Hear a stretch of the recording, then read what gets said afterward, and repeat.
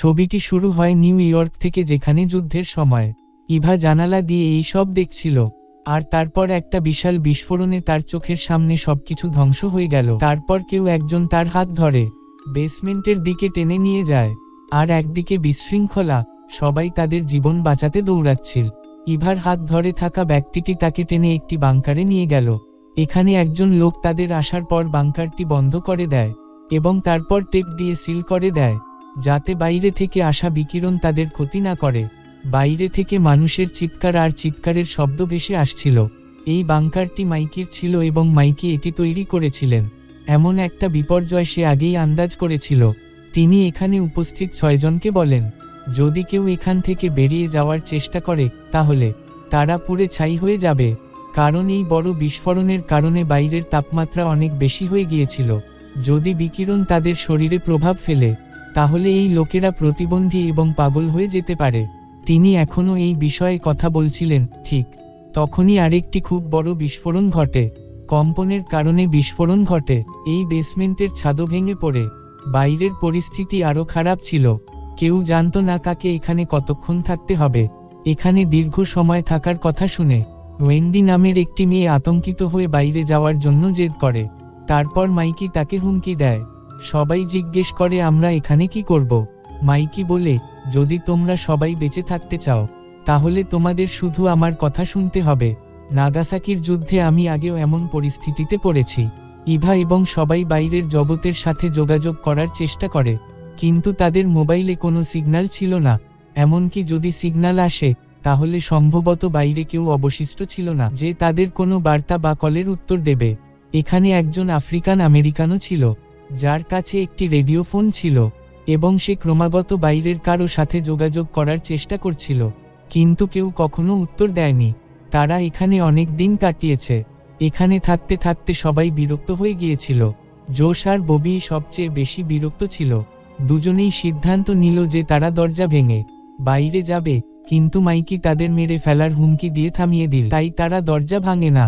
এখানকার সাধারণ খাবার খেতে খেতে জশ ক্লান্ত হয়ে পড়েছিল, তাই সে তার খাবারও ফেলে দিয়েছিল, যা দেখে মাইকিকে খুব রেগে গিয়েছিল। খাবারের অভাব হলে তাদের এখানে কত দিন থাকতে হবে তা কেউ জানত না। এই লোকেরা তখনও এই বিষয়ে বিতর্ক করছিল। হঠাৎ তারা তাদের বাংকারের দরজার বাইরে থেকে কিছু শব্দ শুনতে পেল। মনে হচ্ছিল কেউ এই বাংকারটি ভেঙে ফেলছে। সবাই খুশি ছিল যে তারা অবশেষে বাইরে যেতে পারবে। দরজা ভেঙে 5 জন সৈন্য ভেতরে ঢুকে পড়ে, যারা সুরক্ষামূলক পোশাক পরেছিল, কারণ বাইরের জগতে এভাবে বাইরে যাওয়া সম্ভব ছিল না। বিকিরণ এড়াতে এই সুরক্ষামূলক স্যুটগুলি পরা অপরিহার্য হয়ে পড়েছিল। তারা আসার সাথে সাথেই দ্রুত ওয়েন্ডিকে ধরে ফেলল এবং তার ঘাড়ে কিছু একটা ইনজেকশন দিল। এরপর তারা ওয়েন্ডিকে একটি ব্যাগে ভরে এখান থেকে নিয়ে যেতে শুরু করে। যদিও ওয়েন্ডির মা তার মেয়েকে বাঁচানোর জন্য অনেক চেষ্টা করে গেলেন, কিন্তু তার সমস্ত প্রচেষ্টা ব্যর্থ হয়ে গেল। 2 জন সৈন্য এখান থেকে শিশুটিকে নিয়ে গিয়েছিল, আর 3 জন সৈন্য এখানে ছিল। তাদের উদ্দেশ্য মনে হচ্ছিল তাদের সবাইকে হত্যা করা। তাই প্রথমে এই লোকেরা একসাথে এই 3 সৈন্যকে হত্যা করেছিল। এই সময় ওয়েন্ডির মায়ের অবস্থাও খুব খারাপ ছিল। তিনি নিজেই বাইরে যেতে চেয়েছিলেন, তাই তিনি তৎক্ষণাৎ উঠে টেপটি সরিয়ে এই দরজাটি খোলার চেষ্টা করেন, কিন্তু সবাই তাকে থামিয়ে একটি ঘরে আটকে রাখে, কারণ তারা জানে যে যদি এই দরজাটি দীর্ঘক্ষণ খোলা থাকে তাহলে বিকিরণ ভিতরে আসবে এবং এই লোকেরাও বাঁচবে না। দরজা আবার বন্ধ করার পর যখন এই লোকেরা ভেতরে আসে তখন ভেতরে 3 জন সৈন্যের মৃতদেহ পড়ে থাকে, যার দিকে তাকিয়ে মাইকি বলে, আমার মনে হয় সংযুক্ত আরব আমিরাত মার্কিন যুক্তরাষ্ট্রে আক্রমণ করেছে এবং এখন সেখানকার লোকেরা এখানকার পুরো জনসংখ্যা ধ্বংস করতে চায়। এখানে আফ্রিকান আমেরিকান আবার যোগাযোগ করার চেষ্টা করে।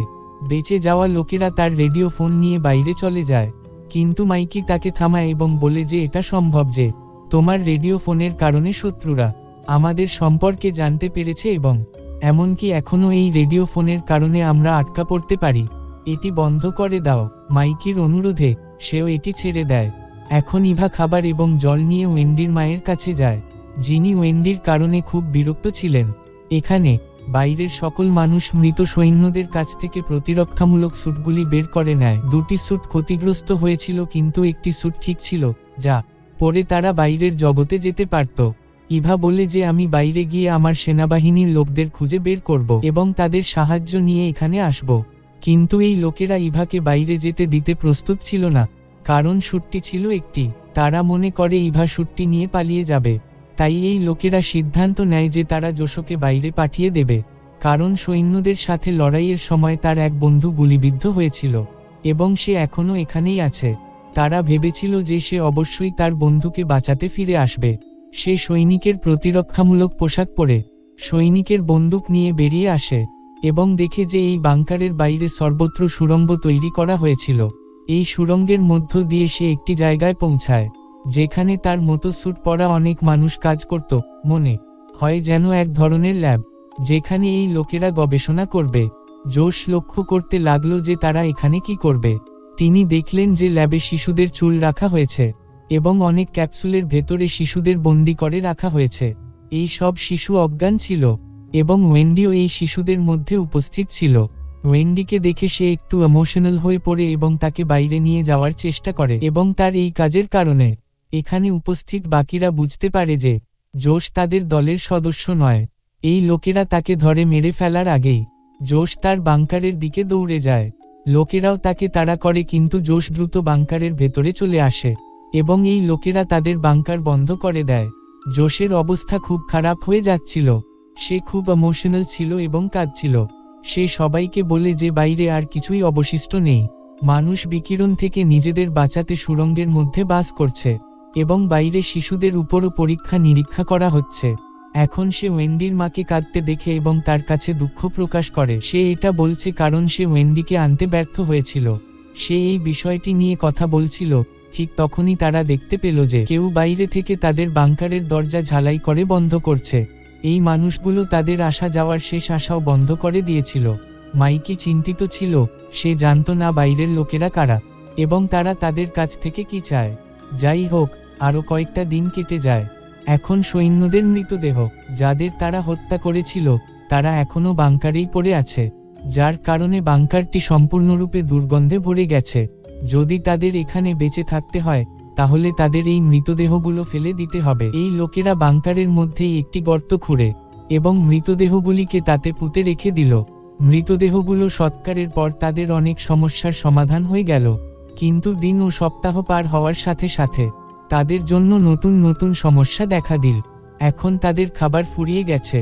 তারা অনেক দিন ধরে খাবার ছাড়াই কাটিয়েছে।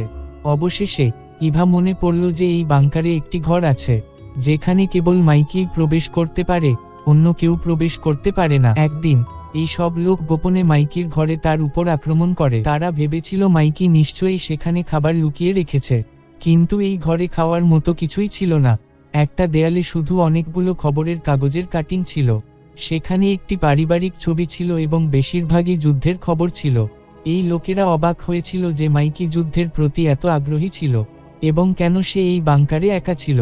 তারা এই ঘরটি তল্লাশি করছিল। ঠিক তখনই মাইকি এখানে এসে সবার উপর রেগে গেল এবং সবাইকে জিজ্ঞাসা করল যে তোমরা এখানে কি করছো। সবাই বলল আমরা খাবারের খোঁজে এসেছি। তখন মাইক উত্তর দিল যে যদি আমার কাছে খাবার থাকে তাহলে আমি অবশ্যই তোমাদের সাথে ভাগ করে নেব, যেমনটা আমি আগে ভাগ করে নিচ্ছি। তোমাদের মতো আমিও ক্ষুধার্ত। কিন্তু কেউ মাইকির কথা বিশ্বাস করেনি। তারা সিদ্ধান্ত নেয় যে আজ থেকে তারা মাইকির সাথে এই ঘরে থাকবে। এখানে আমরা ওয়েন্ডির মাকে জোশের খুব কাছে দেখতে পাই। আসলে তার মেয়ের বিচ্ছেদের শোক থেকে বেরিয়ে আসার জন্য তার কারো প্রয়োজন ছিল এবং যশ তাকে এতে সাহায্য করছিল। সবকিছু ঠিকঠাক ছিল, কিন্তু এখানকার বাকি মানুষের জন্য দিন দিন আরও কঠিন হয়ে উঠছে। খাদ্য সংকট তাদের অনেক কষ্ট দিয়েছিল। তারপর একজন আফ্রিকান আমেরিকান একটি পরিকল্পনা করে। আমরা দেখতে পাই যে তার কাছে একটি বন্দুক ছিল, কারণ সে একজন নিরাপত্তা কর্মকর্তা ছিল। সে চুপচাপ বন্দুক নিয়ে একা মাইকির ঘরে যায় এবং তার দিকে বন্দুক তাক করে, কারণ সে মাইকির ঘরে একটি গোপন দরজা লক্ষ্য করেছিল এবং সে ভেবেছিল যে এই দরজার পিছনে অবশ্যই খাবার আছে। সম্ভবত সে ঠিকই বলেছিল। সে তাকে এই দরজাটি খুলতে বাধ্য করছিল। তারপর মাইকি বুদ্ধিমত্তার পরিচয় দেয় এবং তার হাত থেকে বন্দুকটি ছিনিয়ে নিয়ে তাকে হত্যা করে। ইভা যে এই কালো আমেরিকানকে তাড়া করছিল, সে নিজের চোখে সবকিছু দেখেছিল এবং শব্দ করে সবাইকে এখানে ডেকেছিল। এখন সবাই জানত যে এই গোপন দরজার পিছনে খাবার আছে। যার কোড আছে। যখন তারা মাইকিকে জিজ্ঞাসা করে, মাইকি তাদের বলে না। তাই এখন এই লোকেরা মাইকিকে একটি চেয়ারে বেঁধে তাকে নির্যাতন শুরু করে। যখন মাইকি এই নির্যাতনে ক্লান্ত হয়ে পড়ে, তখন অবশেষে সে সেই দরজার কোড বলে এবং দেখা যায় যে এর পিছনে সত্যিই অনেক খাবার ছিল। এখন তাদের কাছে প্রায় 1 মাসের খাবারের মজুদ আছে। একটা সমস্যার সমাধান হওয়ার আগেই আরেকটা সমস্যার মুখোমুখি হয়ে পড়ল। মাসের বিকিরণ তাদের ভেতরে ছড়িয়ে পড়তে শুরু করেছিল এবং তাদের মনে প্রভাব ফেলছিল। এতে জোশ এবং তার বন্ধুদের মধ্যে প্রচুর আগ্রাসনের অনুভূতি জাগল। এই লোকেরা সবাইকে বের করে দিল এবং সরবরাহের ঘরটি দখল করে নিল। তাদের চাহিদা পূরণের জন্য তারা ওয়েন্ডির মাকে নির্যাতন করেছিল। তাদের মধ্যে কেবল একজন ছেলের অবস্থা স্থিতিশীল ছিল এবং সে ছিল জোশের ভাই, যার গুলি লেগেছিল। সেও ভালো ছিল, ইভাকে স্থিতিশীল থাকতে সাহায্য করছিল। আজ পর্যন্ত তারা মাইকিকে বেঁধে রেখেছিল, যিনি তাদের আশ্রয় দিয়েছিলেন। তিনি ইভার কাছে অনুরোধ করেন, আমাকে মুক্ত করে দাও। বিশ্বাস করো, আমি তোমাকে খাবারের কথা বলতে যাচ্ছিলাম, কিন্তু তার আগেই সব ঘটে গেল। যদি তুমি আমাকে বিশ্বাস করো, আমি তোমাকে আরেকটি গোপন কথা বলবো। আমার কাছে সরবরাহ কক্ষেও একটি বন্দুক আছে। তুমি চাইলে এটা নিতে পারো। এর সাহায্যে তুমি জোশ এবং তার বন্ধুদের পাগলামি অবসান ঘটাতে সক্ষম হবে এবং তাদের দাসত্ব থেকেও মুক্তি পাবে। ইভা মাইকিকে বিশ্বাস করত না, কিন্তু তার সেই বন্দুকটির প্রয়োজন ছিল। এই কারণেই সে সেই লোকটির সাথে যোগ দেয় যে তার হাত ধরে তাকে বাংকারে নিয়ে এসেছিল।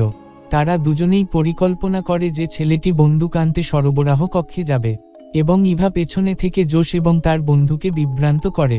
ঘরের ভেতরের দৃশ্য দেখানো হয়েছে, যেখানে জোশ এবং তার বন্ধুরা সম্পূর্ণ পাগল হয়ে গেছে। তারা এমনকি তাদের চুলও কেটে ফেলেছে। তারা এমনকি ওয়েন্ডির মাকেও হত্যা করেছে। এমনকি এর পরেও তারা তার মৃতদেহ ব্যবহার করে। ইভা যখন ভেতরে এলো, তখন ওয়েন্ডির মাকে এই অবস্থায় দেখে সে খুব ভয় পেয়ে গেল।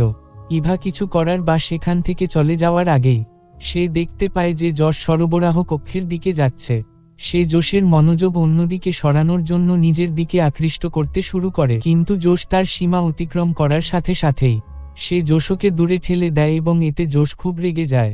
সে ইভাকে আক্রমণ করে এবং জোর করে তার সাথে যৌন সম্পর্ক স্থাপন করতে শুরু করে। ইতিমধ্যে আমরা দেখতে পেলাম যে ইভার সঙ্গীর কাছেও একটি বন্দুক ছিল, যেটি সে বের করে এনেছিল।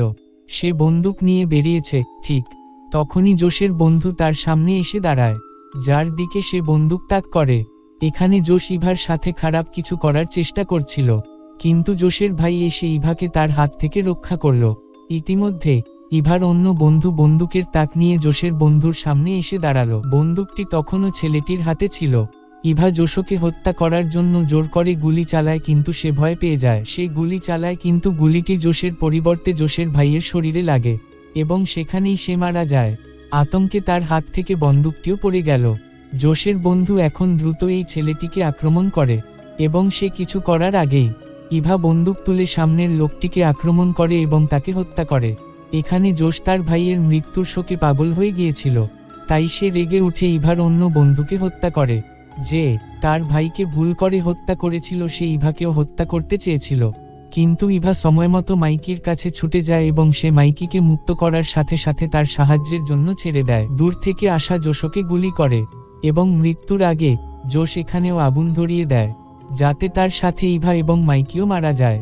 এখন বাংকারের চারপাশে আগুন ছড়িয়ে পড়ছে। পালানোর কোনো উপায় ছিল না। তারপর ইভা মনে পড়ল যে একবার মাইকি তাকে বলেছিল যে এই বাংকার থেকে বেরিয়ে আসার একটি উপায় আছে, যা নর্দমার মধ্য দিয়ে যায়। সে পালিয়ে যায় এবং এই বাংকারে থাকা একটি প্রতিরক্ষামূলক স্যুট তুলে নেয় এবং দ্রুত এটি পরে নেয়। মাইকির আসার আগে যে ঘর থেকে তাদের পালাতে হয়েছিল, ইভা তার দরজা আগেই বন্ধ করে দিয়েছিল। মাইকি বাইরে থেকে বারবার ধাক্কা দিতে থাকে, কিন্তু ইভা এটি খুলে না এবং এইভাবে মাইকি বুঝতে পারে যে এখন তার শেষ সময় হয়ে এসেছে। শেষ মুহূর্তে সে তার স্ত্রী এবং মেয়ের কথা মনে করে, যখন এখানে ইভাকে দেখানো হয়েছে যে এখন পয়ঃনিষ্কাশন লাইন পেরিয়ে বেরিয়ে আসতে সক্ষম হয়েছে। বাইরে বেরিয়ে আসার সাথে সাথেই সে দেখতে পেল ধ্বংসযজ্ঞের এক ভয়াবহ দৃশ্য। চারিদিকে ধোঁয়া, দূষণের মেঘ তৈরি হয়েছে। এই শহরটি এখন সম্পূর্ণরূপে ধ্বংস হয়ে গেছে এবং সে কোথায় যাবে তাও জানত না। এবং এই ধ্বংসযজ্ঞ দেখিয়ে এই গল্পটি এখানেই শেষ হয়। এই মুভির একটি বিষয় আমার কাছে ভালো লাগলো না যে যেই লোক তাদের সবাইকে বাঁচালো তার প্রতি কৃতজ্ঞতা থাকা। ইভা উচিত ছিল তাকে তার সাথে নিয়ে যাওয়া। যতই হোক লোকটা তাকে শেষ সময়ে সাহায্য করেছিল।